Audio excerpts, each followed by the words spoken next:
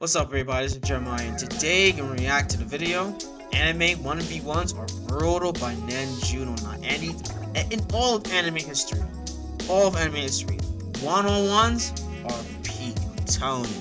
Goku versus Frieza, Luffy versus Rob Luchet, Luffy versus Kaido, Ichigo versus Aizen, Naruto versus Sasuke. It's 1v1s are just a pinnacle of anime history. You can't go around with those. Except for JJK, because they be jumping. But anywho, 1v1s are just incredible to watch. To see no one interfering, just straight up hands by the hero and the villain. Or vice versa. Who knows it? Who cares? And you love to see 1v1. Love to see 1v1. And that's what it is today, because for some 1v1s, they do be going overboard and a lot crazy. So, no joke, really do. So without further ado, sit back, relax, and let's react. Giving anybody the faith of a one-on-one is probably one of the most respectful things you can do nowadays, because all everybody want to do is sneak or jump the off.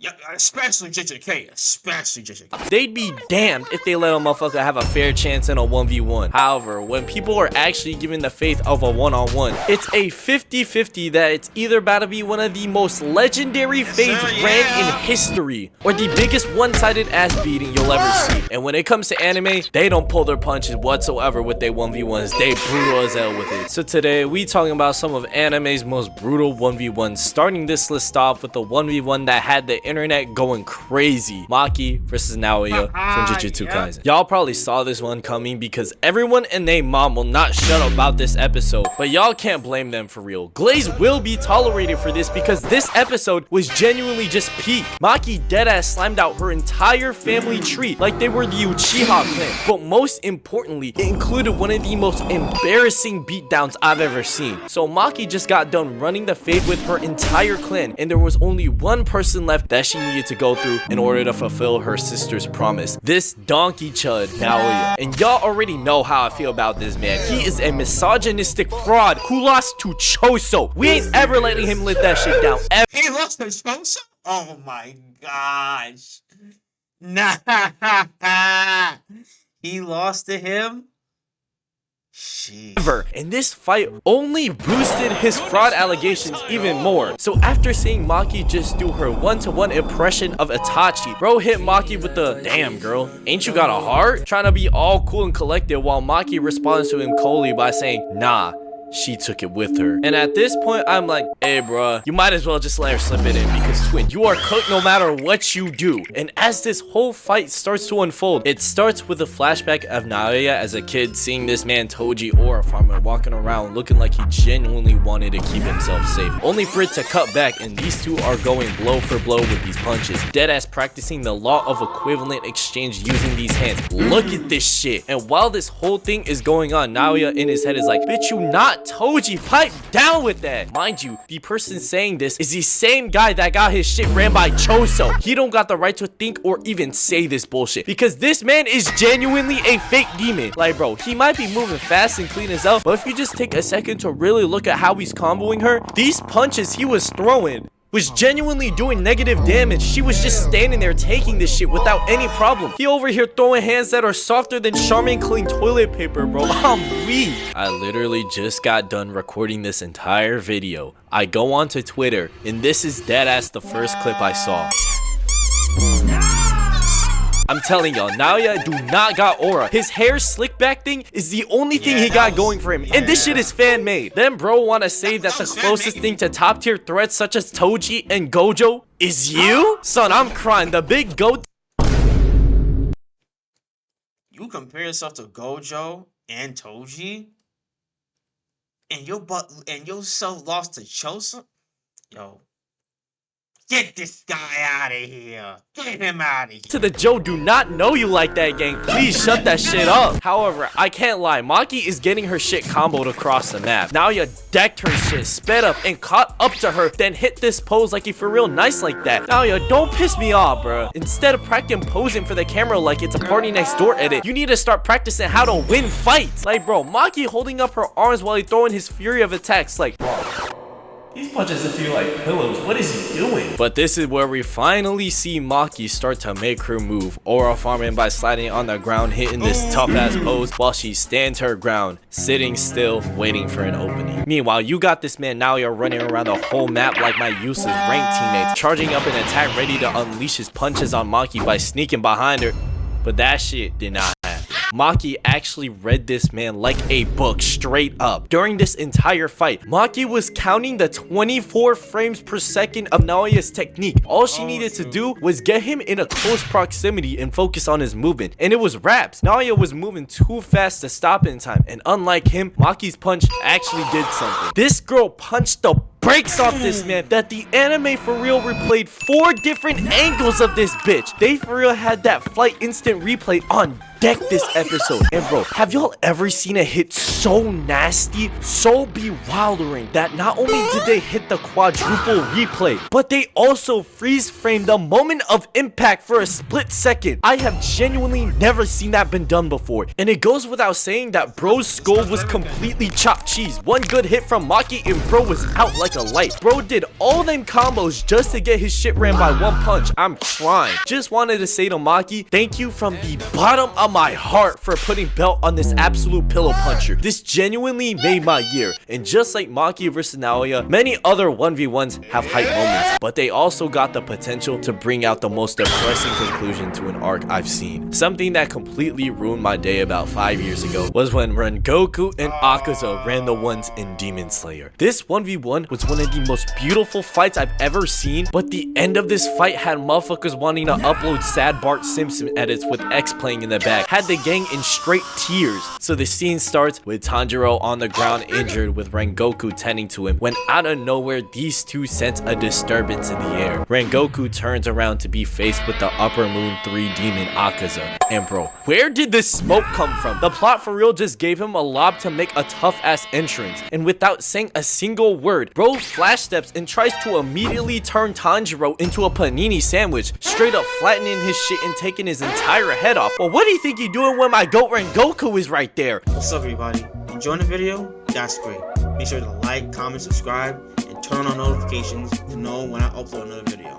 Also, tune into the live streams. We live on YouTube, Twitch, and Kick. So tune into whichever one that seems best for you. Also, join the Discord. Link in the description down below. And 98% of you guys are watching the videos. You guys be watching the videos so much, hit the subscribe button. It's free. Without further ado, let's get back into the video. Rengoku hits him with a scorching sunrise and cuts through his forearm, getting Akaza to back off. And then Rengoku says, hey bro, what you think you doing? You for real gonna target an injured man that can't even fight? That's fucked up. And Akaza hit bro with the, man, ain't nobody give a fuck about that shit. He bitch made anyways. But hey bruh, I won't lie, you ain't too bad. You low-key clean with it. Why don't you become a demon too? Me and you could for real run this shit. But Rengoku was not having it, hitting him with the, what you say about my mans? He not bitch made, he's injured, stupid. So Akaza throws down his little snowflake and they get to scrap it. Meanwhile, Tanjiro is spectating this fight and they are moving so fast you couldn't even see them boxing for real. Demon Slayer for real hit the main character with this side character treatment. I'm sick. Oh, they probably just fighting too fast for me to see. Oh shit! Like Tanjiro might be the MC of Demon Slayer, but in this arc, Rengoku was the MC. So Akaza rushes him and peep this shit. Hits Rengoku with a double kick, but Rengoku catches that shit and slices his forearm down. So Akaza backs up and starts firing blasts of air at Rengoku, but he flash steps towards him and they start going band for band in this shit. And at this point, Inosuke also pulls up and Tanjiro genuinely starts thinking about jumping Akaza, but Rengoku tells him to stay out of it and respect the faith of a one-on-one because he knew Tanjiro and Inosuke were not ready for this smoke yet. So he proceeds to launch Akaza into the forest, and when he finds him, he slices off another arm, but gets boomed by Akaza's kick, sending him across the field and out the forest. By this point, Rengoku is starting to show some signs of fatigue and is trying his best to hold on. He does this jumping attack, which Akaza weaves and flash steps toward him, knocking him back, and they proceed to go block for block, hit for hit, with Akaza getting Rengoku with this gut check and grazing Rengoku's forehead. forehead. Unfortunately, Rengoku is little by little getting injured the more he keeps fighting, while Akaza, although getting hit the most by Rengoku, regenerates this shit like it's nothing. For a moment, they hit the timeout button and Akaza start diagnosing this man Rengoku with all his injuries like he a doctor or something, basically being like, damn, you got no left eye, no rib cage, what's next? No bitches? And Rengoku just sitting here listening to him being like, damn, he low-key frying my shit, I gotta turn up. And on his last bit of strength, Rengoku channels that dog in him and starts charging up his last attack and hit that iconic line saying, set your heart ablaze, fuckhead, and used 9th form of the flame technique, which he created and he named after his own last name. Bro deadass summoned a dragon and rushed this man Akaza faster than motherfuckers rushing me in Tilted Zone Wars. And this sequence right here, peak cinema. Rengoku split this man Akaza's arm straight down the middle and tries to go for the head, but Akaza pushed his shit down to his stomach. So Rengoku flips his shit and pushes his shit back upwards and sets the area in a fiery vortex. And when the smoke clears, Tanjiro and Inosuke are completely hornswoggled, seeing the GOAT Rengoku famously turning into a donut, while Akaza for real hit this man with the Soul Illuminati smile wipe. However, despite having Akaza literally inside him, this man Rengoku tightened his core and used the opportunity in order to try to cut his head off. And when Akaza tried punching Rengoku off him, Rengoku caught that shit and said, nah, twin, you're not going anywhere. I hate you. Let's die. And after seeing this, Tanjiro and Inosuke finally tried jumping in and try to help him out, but this pussy boy Akaza said, yo,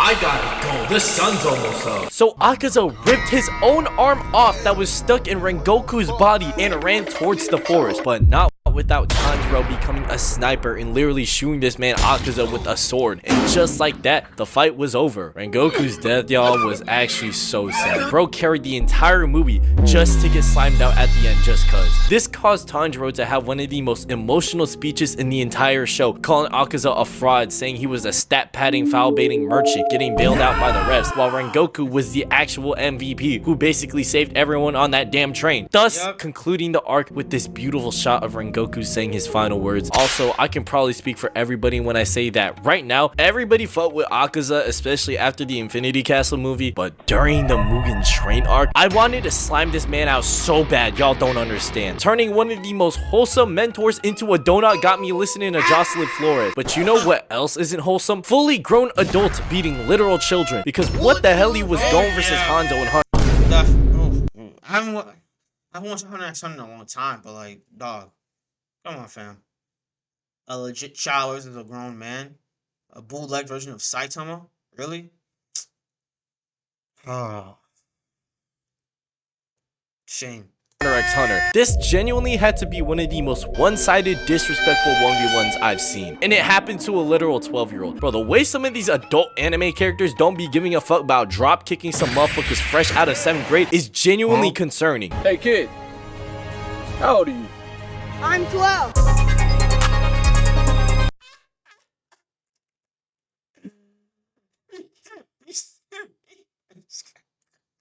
Yo, RDC, bro. That's it. Look how old are you? I told you his man start blitzing. He starts blitzing.